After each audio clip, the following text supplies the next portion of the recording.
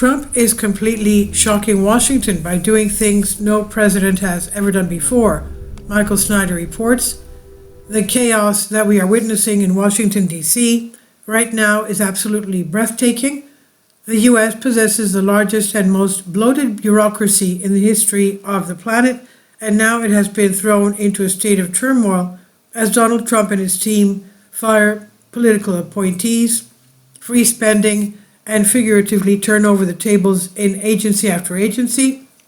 And after all, there are more than 3 million federal employees in the United States. Many of them find themselves in shock as the harsh reality of what's happening to them starts setting in.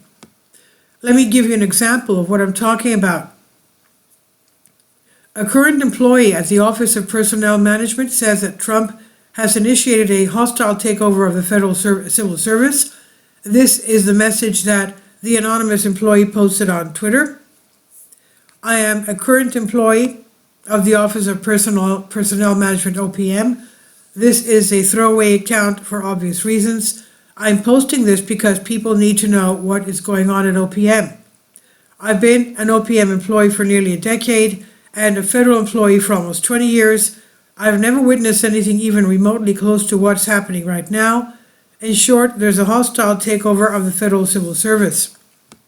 Let me say this is in no uncertain terms. OPM has been compromised and taken over.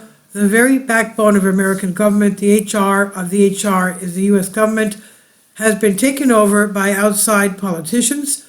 In just 5 days, they managed to push aside dozens of non-political career civil servants who were there specifically to prevent the civil service from becoming the president's henchmen. The current acting director, Charles Chuck Ezel, is a low-level branch chief. He is the friendliest yes man you'll ever meet. He never said no. It's clear they pushed aside all the high-level, non-political civil servants who refused to do Donald Trump's bidding until they found Chuck. In other words, Trump and his team have literally taken control of the infrastructure that oversees all federal personnel decisions. We have never seen anything quite like this before. When Trump started his first term, he tried to play along with the establishment. This time around, he is doing things much differently. On Tuesday, the White House announced a temporary suspension of most federal grants and loans. President Donald Trump's administration has enacted a temporary suspension of all federal grants and loans effective today, Tuesday, January 28, 2025.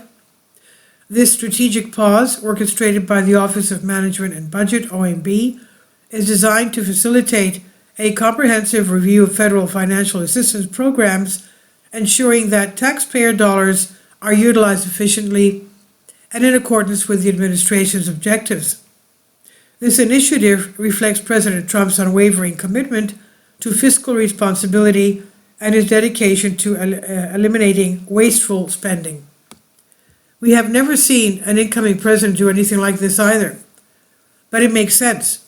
Trump and his team want to evaluate where federal money is going so that taxpayer dollars can be deployed as efficiently as possible. Assistance that goes directly to individuals is not being frozen.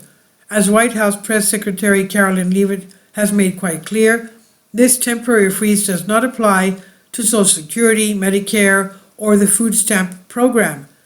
The White House Press Secretary Karoline Leavitt said the pause would not cover Social Security and Medicare benefits for food stamps, assistance that is going directly to individuals.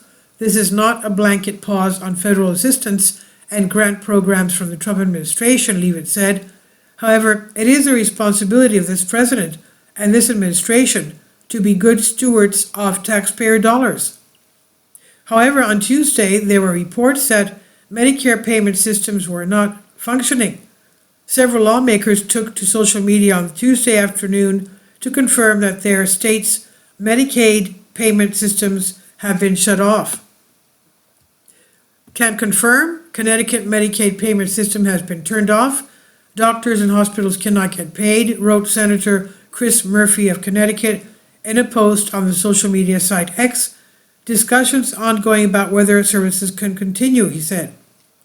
Oregon Senator Ron Wyden said on X that his staff has confirmed that Medicaid portals in all 50 states are down due to the Trump administration's federal funding freeze. The Trump administration says that it is aware of this issue and insists that any Medicaid payments that were temporarily delayed will soon be processed. The White House has said it is aware of the Medicaid website portal outage, but insisted no payments had been denied and were instead just delayed in being processed. But state and federal officials said the issue is already impacting providers across the country and worrying millions of people who rely on Medicaid for everything from prescription medicines to preventive screening to unexpected hospital stays and checkups. Needless to say, once Trump's funding freeze was unveiled, liberal organizations that rely on federal funding, went absolutely ballistic. A bunch of groups quickly went to court, and they were able to find a federal judge that was sympathetic. A federal district judge on Tuesday granted an administrative stay in a case challenging the Trump administration's planned freeze of federal aid, pausing the plan for a week and setting a hearing for further arguments Monday morning. The order applies only to the pause of disbursements in open grants, Judge Lauren Ali Khan said, and it does not get into the legality of the freeze. Instead, it gives her time to hear more fleshed out arguments from the coalition of nonprofit groups about why she should issue a temporary restraining order that could block the freeze for an additional 2 weeks. The hearing will take place 11 a.m. Monday. Why are they able to get the courts to move so quickly? For most Americans, our court system moves at a glacial pace. In any event, I expect that Trump's temporary suspension of federal grants and loans will eventually be upheld. The Trump administration had also decided to temporarily freeze most foreign aid. Internal communications reviewed by ABC News shows that the Trump administration plans to strictly implement an executive order from the president mandating a 90-day freeze on almost all U.S. foreign aid amid a review, a measure that already has sparked widespread concern among humanitarian organizations. We are tired of giving massive amounts of money to countries that hate us, don't we? President Donald Trump said in a speech during his House Republicans' annual retreat in Florida on Monday, touting a blizzard of executive actions he had taken since returning to the White House. And emergency food programs and military aid to Israel and Egypt are the only exceptions to this freeze on foreign assistance. And once again, the goal is to review where the money is going so that it can be used as efficiently as possible. For far too long, money from the U.S. has been ending up in the pockets of corrupt officials all over the globe. That needs to stop. On top of everything else, Trump has announced that buyouts are being offered to all federal employees that do not wish to return to in-person work at the office. The Trump administration is offering buyouts to all federal employees who don't wish to return to in-person work at the office, a White House official confirmed to USA Today. The offer, which will be outlined in a memo the U.S. Office of Personnel Management intends to send on Tuesday, would give federal employees 8 months of pay until September if they resign by February 6th. If you choose not to continue in your current role in the federal workforce, we thank you for your service to your country, and you will be provided with a dignified, fair departure from the federal deferred resignation program, according to a copy of the memo received by USA Today. I had no idea that so few federal employees were showing up for work at the office each day.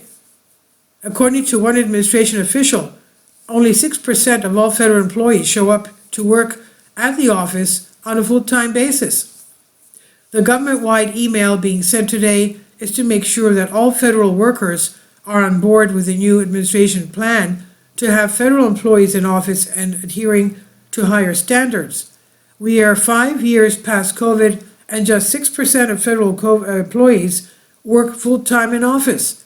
That is unacceptable, said the anonymous senior administration official.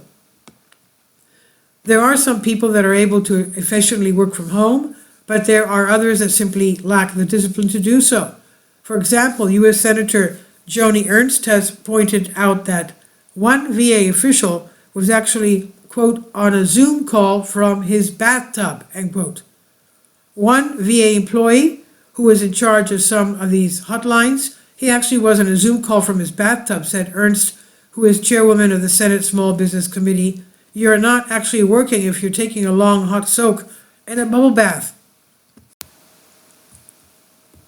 This March 2023 example is often used by Republicans to exhibit why returning to the office is necessary. The VA worker posted a story to Instagram showing him in a bathtub with the caption, my office for the next hour. Are you kidding me? Federal employees should not be doing their job from their bathtubs. And now that Trump is demanding that they start showing up for work again, a lot of them are threatening to quit, and that's actually what Trump and his team are hoping for. Experts say the aggregate effect of the changes will be to drive frustrated government employees out of their jobs, a goal that Trump team is explicitly gunning for. Musk, who chairs Doge, recently predicted that revoking the COVID-era privilege of telework would trigger a wave of voluntary terminations that we welcome, he said. When Elon Musk took over Twitter, he also demanded that employees return to the office, and the size of Twitter's workforce slimmed down quite rapidly. And now the same thing is happening to the federal bureaucracy. I didn't think that I would ever see this happening in my lifetime, but here we are. Of course, this is just the beginning. So grab your popcorn and get ready for a lot more governmental chaos in the months ahead. This is on End of the American Dream by Michael Snyder. Please leave your comments and thank you for your support. This is by Michael Snyder and about the author. Michael Snyder's new book entitled Why is available on paperback and for Kindle on Amazon. He's also written 8 other books that are available on Amazon, including Chaos, End Times, 70 Apocalypse, Lost Prophecies of the Future of America, The Beginning of the End, and Living a Life That Really Matters. When you purchase any of Michael's books, you help to support the work that he's doing. You can also get his articles by email as soon as he publishes them by subscribing to his Substack newsletter. Michael has published thousands of articles on the Economic Collapse blog, End of the American Dream, and the Most Important News, and he's always freely and happily allowed others to republish those articles on their own websites. These are such troubled times and people need hope. John 3:16 tells us about the hope that God has given us through Jesus Christ. For God so loved the world that he gave his only begotten Son, that whosoever believeth in him should not perish but have everlasting life. If you have not already done so, we strongly urge you to invite Jesus Christ to be your Lord and Savior today. Please support my Patreon account. The daily posts are 5 videos daily, and they are totally different from what I have on my YouTube channel. Thank you so much for your support and that you find all my content so interesting. You'll find the Patreon account details in the description box below.